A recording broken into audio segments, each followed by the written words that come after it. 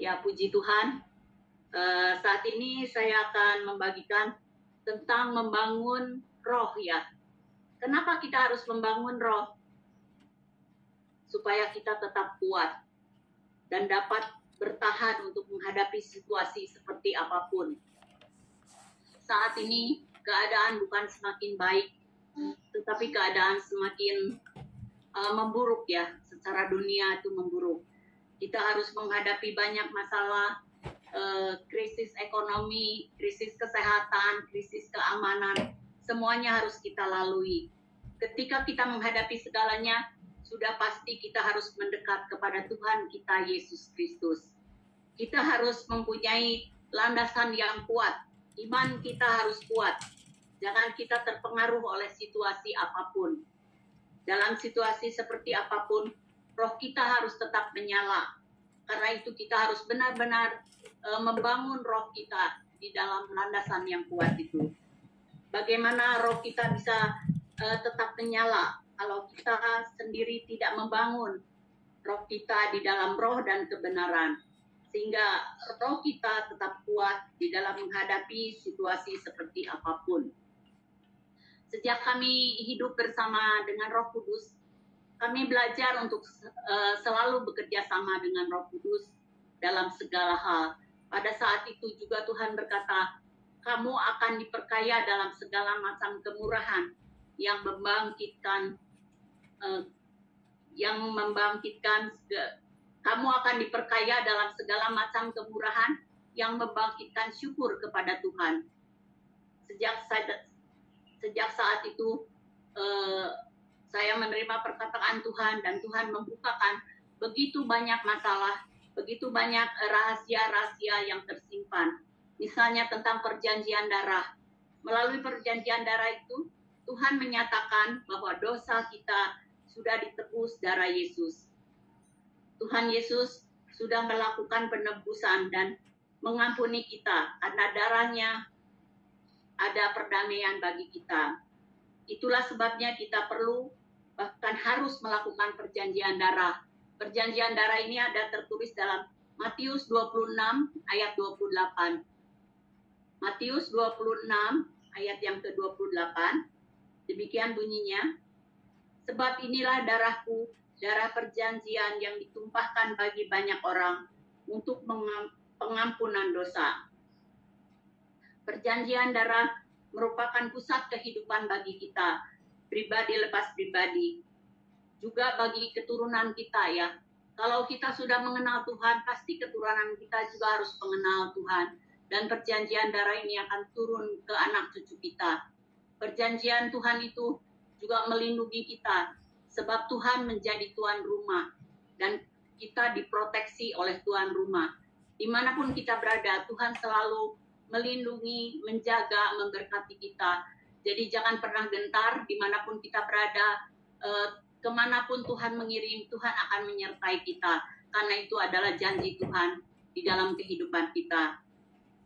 Di mana kita berada, Tuhan selalu senantiasa memberi pengurapan pada setiap anak-anaknya yang sungguh-sungguh menyerahkan seluruh hidupnya sepenuhnya pada Tuhan. Pengurapan inilah yang akan menolong kita dalam segala keadaan. Karena pengurapan ini akan mengaktifkan 7 roh Allah yang ada di dalam diri kita. Semua anak-anak Tuhan itu diberi 7 roh Allah di dalam kehidupan kita ya. Yaitu roh Tuhan, yang pertama, yang kedua roh hikmat, roh pengertian, roh nasihat, roh keperkasaan, roh pengenalan akan Tuhan, dan yang ketujuh adalah roh takut akan Tuhan. Dengan mengaktifkan ketujuh roh Allah ini, menjadikan kita taat dan tunduk akan segala perintah Tuhan. Kita harus merendahkan hati kita supaya roh Tuhan itu dapat bekerja maksimal dalam kehidupan kita. Sehingga kita peka dalam mempergunakan semuanya. Kita harus selalu mengaktifkan ketujuh roh Allah yang ada di dalam diri kita itu setiap hari. Tentang ketujuh roh Allah ini, kita dapat baca dalam Yesaya 11 ayat 2. Yesaya 11 ayat 2. Roh Tuhan akan ada padanya, roh hikmat dan pengertian, roh nasihat dan keperkasaan, roh pengenalan dan takut akan Tuhan. Ya, jadi setiap orang itu sudah dibekali dengan roh ini. Makanya kita sendiri yang harus membangkitkan roh ini di dalam diri kita. Dengan adanya ketujuh roh Allah ini di dalam diri kita, kita akan hidup takut akan Tuhan. Kehidupan kita akan dipimpin dengan hikmat dan pengertian dari Tuhan. Bila ada orang yang membutuhkan nasihat, kita akan memberikan nasihat yang sesuai dengan kehendak Tuhan. Kita akan mengalami keperkasaan di dalam menghadapi situasi apapun, kita tetap kuat. Pengenalan kita akan Tuhan terus bertumbuh, sehingga hidup kita adalah hidup yang takut akan Tuhan. Kita tidak akan menghakimi orang dengan begitu saja dan menjatuhkan keputusan menurut kata orang. Kita akan belajar menghakimi orang-orang lemah dengan keadilan dan tidak akan mengambil keputusan yang salah pada orang-orang yang tertindas. Kita tidak mau menyimpang dari kebenaran dan kesetiaan yang Tuhan ajarkan kepada kita. Yang menjadi kunci yang harus kita punya adalah kerendahan hati dan ketepatan. Untuk ketepatan itu kita harus bertanya pada Tuhan. Jangan sampai salah melangkah, karena di depan kita ada tempat kehancuran dan ada tempat kelimpahan. Jadi jangan salah, ketika kita mau melangkah, kita akan bertanya Tuhan, kemana kita harus pergi, apa yang harus kita lakukan, supaya kita tidak salah melangkah. Kita boleh mendapatkan tempat yang berkelimpahan, bukan tempat yang ada kehancuran. Apa yang Tuhan rencanakan bagi kita, seringkali kita tidak mengerti. Kadang-kadang seolah-olah dari Tuhan, tapi ujung-ujungnya maut. Kita harus benar-benar tahu, makanya kita harus selalu mengaktifkan 7 roh Allah yang ada di dalam diri kita setiap hari. Kalau kita belum bisa mengaktifkan 7 roh yang ada di dalam diri kita, baiklah kita meminta kepada Tuhan. Karena di dalam Matius 7, ayat 7-11, Matius 7, ayat 7-11 mengatakan, mintalah maka akan diberikan kepadamu, carilah maka kamu akan mendapat, ketuklah maka pintu akan dibukakan bagimu. Karena setiap orang yang meminta, menerima, dan setiap orang yang menerima, mendapat, dan setiap orang yang mengetuk, baginya pintu dibukakan. Adakah seorang daripadamu yang memberi batu kepada anaknya jika ia meminta roti, atau memberi ular jika ia meminta ikan?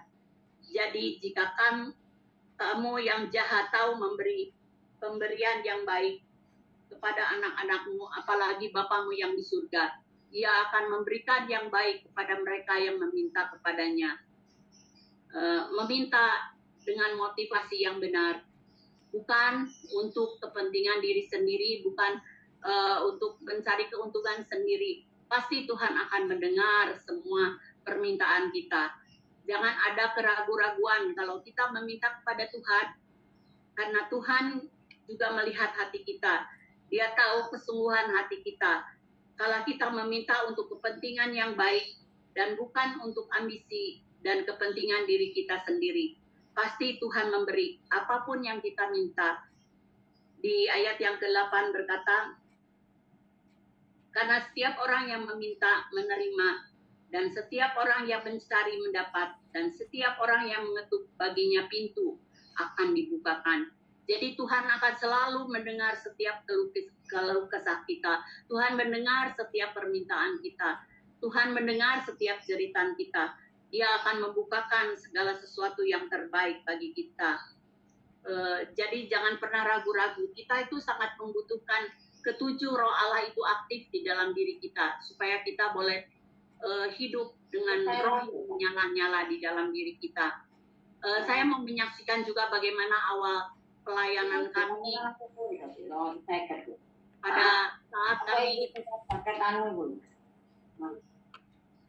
pada saat kami mulai dengan pelayanan itu, kami bisa mulai dari jam 7 sampai jam 1 pagi baru selesai. Karena begitu banyak orang yang datang dalam pelayanan kami, 75 orang satu hari. itu kami melayani orang. Jadi sangat melelahkan bagi kami semua. Dari jam 7 pagi bisa sampai jam 1 pagi baru pada pulang ya pengerja-pengerja itu. Jadi kami masing-masing berdoa pada Tuhan, minta kemurahan Tuhan supaya diberi kemudahan. Bagaimana caranya supaya dipercepat pelayanan ini, tidak mengambil waktu yang lama. Dan akhirnya Tuhan mendengar setiap keluh kesah kami. Tuhan menjawab doa kami dengan masing-masing diberi karunia. Ada yang khusus diberi karunia untuk mengurapi, ada yang diberi karunia mendeteksi kejiwaan, ada yang peka dengan kuasa-kuasa kegelapan, ada yang peka dengan kiriman-kiriman dan lain-lainnya ya. Semua orang diberikan karunia masing-masing menurut apa yang Tuhan mau, bukan menurut kita, menurut apa yang kita mau. Jadi saudara-saudara yang kekasih, mintalah segala sesuatu yang dibutuhkan kepada Tuhan, yang selalu mendengar keluh kesah kita dalam segala hal, karena tidak ada yang mustahil di dalam Tuhanmu. Seperti kemarin yang dikatakan Ibu Hesti ya, semua orang itu diberi karunia, diberikan kelebihan masing-masing. Biarlah kita boleh melihat kepada diri kita sendiri. Apa yang Tuhan beri di dalam diri kita, dan kita akan kembangkan setiap karunia yang Tuhan berikan. Setiap orang yang rindu melayani pasti akan Tuhan beri karunia sesuai dengan apa yang dibutuhkan untuk melayani, yang sesuai juga dengan kehendak Tuhan. Tidak semua orang dipakai dengan hal yang sama. Masing-masing dipakai sesuai apa yang Tuhan mau. Jadi jangan pernah melihat pada orang lain. Mereka punya karunia ini dan itu. Tuhan memberi talenta yang berbeda-beda kepada kita. Tapi apakah talenta yang Tuhan beri itu kita mau mempergunakannya dengan baik sehingga dapat berkembang, berbuah lebat, atau kita tetap menyimpannya dan membiarkannya tetap untuk tidak berbuah? Pasti kita semua mempunyai kelebihannya sendiri-sendiri. Tidak ada yang sama, dan cara dan coba kembangkan semua kelebihan yang ada pada diri kita masing-masing. Kita lihat pasti ada kelebihan di dalam diri kita masing-masing. Semua diberi kelebihan oleh Tuhan. Adakan komunikasi yang baik dengan Tuhan. Setiap pagi kita akan berbicara dengan Tuhan melalui doa dan kebenaran firman Tuhan. Belajar untuk mendengar suara Tuhan melalui Roh Kudus. Ketika kita berdoa, bahkan bukan kita saja yang berbicara pada Tuhan, tapi biarkan juga Tuhan yang berbicara kepada kita. Apa maunya Tuhan atas hidup kita? Kita diam sejenak, biarkan Tuhan berbicara melalui pendengaran kita, pikiran kita, dan hati kita. Kalau kita belum mendapat kepekaan, kita harus mendengar apa yang Tuhan mau melalui orang lain, atau melalui pemberitaan firman Tuhan dan lain sebagainya. Karena Tuhan dapat memakai apa saja untuk meneguhkan kita, supaya kita dapat dibentuk menjadi bejana yang indah, yang bisa dinikmati oleh setiap orang. Mari kita akan selalu belajar untuk mengaktifkan 7 roh Allah yang ada di dalam diri kita, yang sudah Tuhan berikan dalam kehidupan kita pribadi lepas pribadi, supaya kita dapat mengambil keputusan-keputusan yang benar. Karena di dalam diri kita ada roh Tuhan, roh hikmat, roh pengetahuan, roh nasihat, roh kepekaan, roh pengenalan, yaitu pengenalan akan Tuhan yang benar, roh takut akan Tuhan. Selain ketujuh roh Allah ini, juga Tuhan dapat memberikan kita berbagai-bagai macam karunia untuk saling melengkapi. Seperti banyak anggota tetapi satu tubuh, masing-masing fungsinya berbeda. Ada yang jadi kepala, ada yang jadi leher untuk menopang kepala. Ya, kepala kalau tidak ditopang oleh leher, dia tidak bisa berjalan sendiri. Jadi kita harus mau juga menopang kepala kita. Ya, terutama ibu gembala kita, dia juga butuh topangan. Kita bisa menopang dia dengan doa-doa kita ya, supaya dia tetap kuat, supaya dia tetap bisa melayani karena kekuatan yang ada pada kita. Kalau demikian juga ada yang dipakai untuk menjadi mata, untuk bisa melihat, untuk menjadi telinga, bisa mendengar. Seperti kemarin Ibu Hesti bilang, semua ditelepon supaya kita boleh mendengar keluhan-keluhan mereka, yang menampung semua curhatan mereka ya. Ada yang dipakai untuk mendengar, telinga itu untuk mendengar, dan ada juga yang dipakai sebagai mulut untuk menyampaikan kebenaran firman Tuhan, menjadi tangan untuk memeluk mereka yang membutuhkan pertolongan serta kasih yang serta kasih sayang dari kita ya. Banyak orang yang kehilangan kasih, jadi kita juga membutuhkan kasih. Dengan tangan kita bisa memeluk mereka, bisa membelai mereka. Itu juga sangat dibutuhkan oleh orang-orang. Kemudian juga ada yang diberikan karunia untuk menjadi kaki, berjalan untuk menolong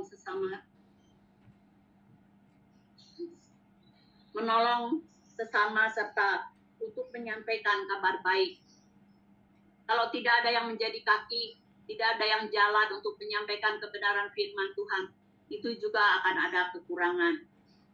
Sebagai contoh, tangan kita diperlengkapi dengan jari-jari.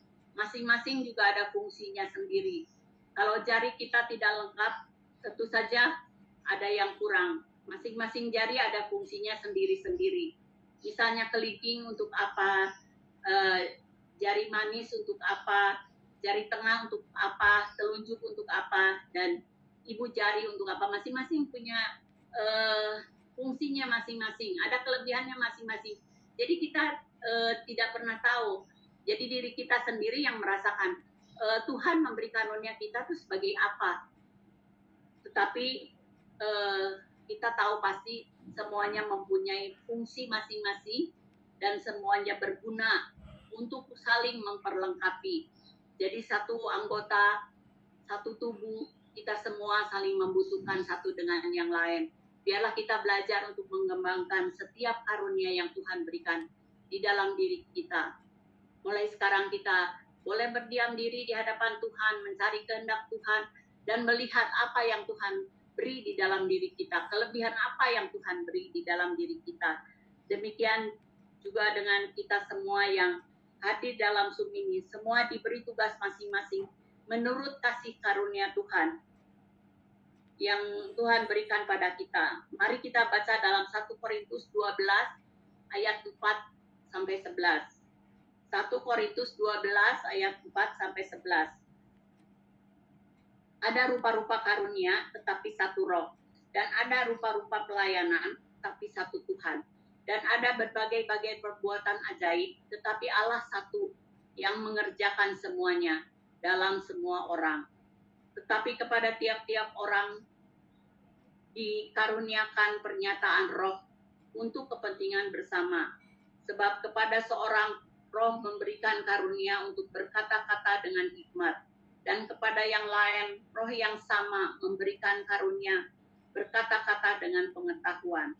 Kepada yang seorang roh yang sama memberikan iman, dan kepada yang lain Ia memberikan karunia untuk menyembuhkan. Kepada seorang roh memberikan kuasa untuk mengadakan mujizat, dan kepada yang lain Ia memberikan karunia untuk bernubuat, dan kepada yang lain lagi Ia memberikan karunia untuk membedakan bermacam-macam roh. Kepada yang seorang Ia memberikan karunia untuk berkata-kata dengan bahasa roh, dan kepada yang lain Ia memberikan karunia untuk menafsirkan bahasa roh itu. Tetapi semuanya ini dikerjakan oleh roh yang satu dan yang sama, yang memberikan karunia kepada tiap-tiap orang secara khusus seperti yang dikehendakinya. Ya, ini adalah bermacam-macam karunia yang Tuhan berikan pada kita. Pasti di antara begitu banyaknya roh karunia-karunia itu pasti ada di dalam diri kita masing-masing apa yang Tuhan berikan. Karunia pelayanan, karunia pernyataan roh, ya, karunia berkata-kata dengan hikmat, karunia berkata-kata dengan pengetahuan, karunia iman, karunia untuk menyembuhkan, kemudian memberi kuasa untuk mengadakan mujizat, untuk bernubuat, untuk membedakan bermacam-macam roh, berkata-kata dalam bahasa roh, karunia untuk menafsirkan bahasa roh. Dalam ayat 11 dikatakan, tetapi semuanya ini dikerjakan oleh roh yang satu dan yang sama, yang memberikan karunia kepada tiap-tiap orang secara khusus seperti yang dikehendakinya.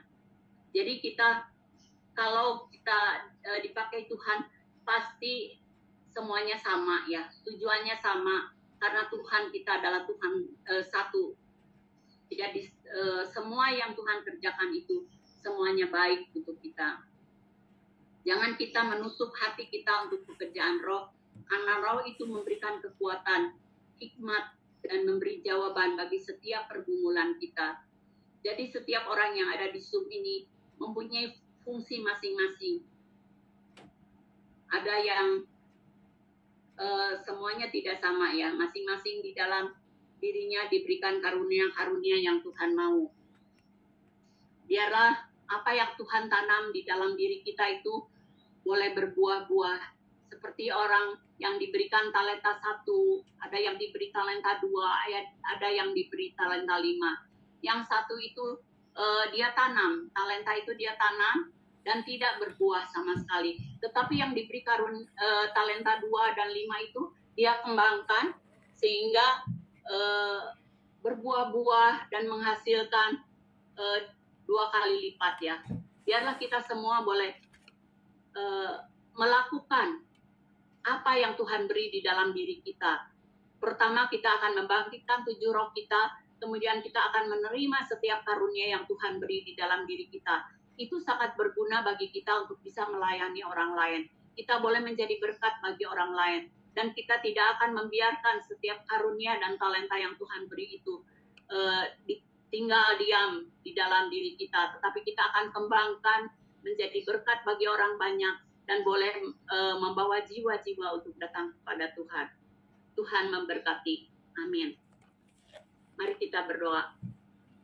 Tuhan, kami bersyukur untuk pagi hari ini, Tuhan, kalau Engkau sendiri yang sudah berbicara kepada kami mengenai 7 roh yang Engkau berikan dalam diri kami. Dan Engkau juga mengajar kami bagaimana kami harus menerima karunia-karunia yang Kau sediakan bagi kami, Tuhan.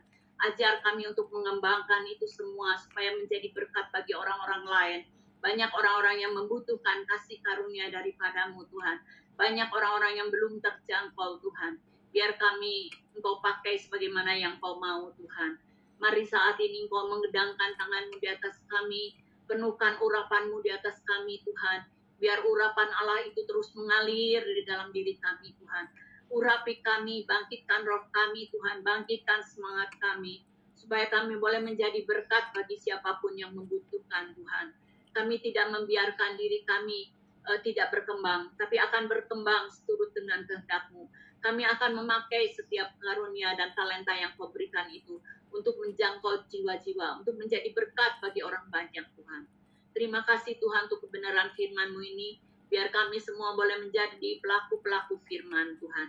Kami serahkan seluruh anak-anak-Mu yang ada di Zoom meeting ini ke dalam tangan-Mu. Biar Kau yang bekerja melalui roh-Mu di dalam diri mereka masing-masing.